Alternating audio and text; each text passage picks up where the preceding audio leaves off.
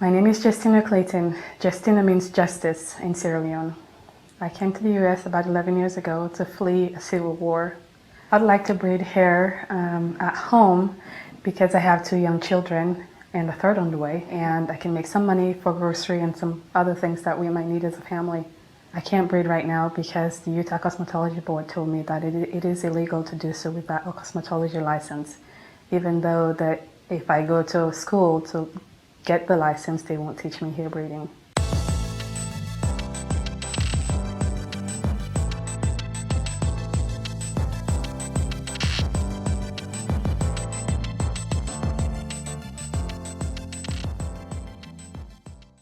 Traditional African hair braiding is the braiding, twisting, or locking of hair without the use of chemicals.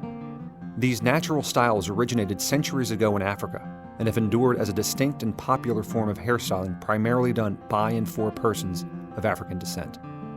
African braiding does not threaten anybody's health or safety. With African braiding, you don't cut hair, you don't use chemical, you don't use any other tools that would alter the natural state of a person's hair.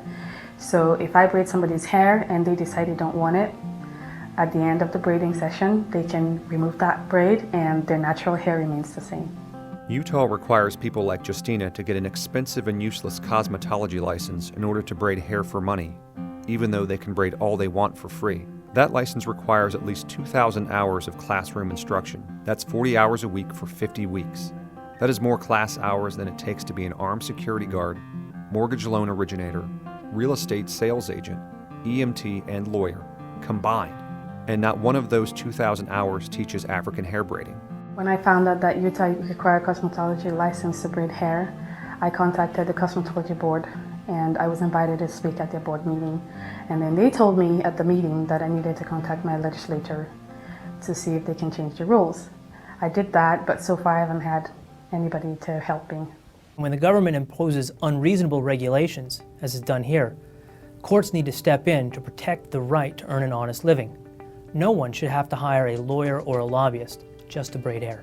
I'm a mother of 11 children, 7 adopted from Ethiopia. There is an unmet demand in Utah for cornrowing and hair braiding. There's a lot of us adoptive moms that try and really can't do that service for our children, and because it's a temporary service, it's hard for us to try and pay or go the distance for the salon services. So I think there's a lot of people here in Utah that can do that service without a cosmetology license, where they could earn a little extra money and provide a service for us adoptive moms at a lower cost. The Institute for Justice has challenged the application of cosmetology laws to natural hair braiders in 7 states in our 20-year history, including our very first case back in 1991.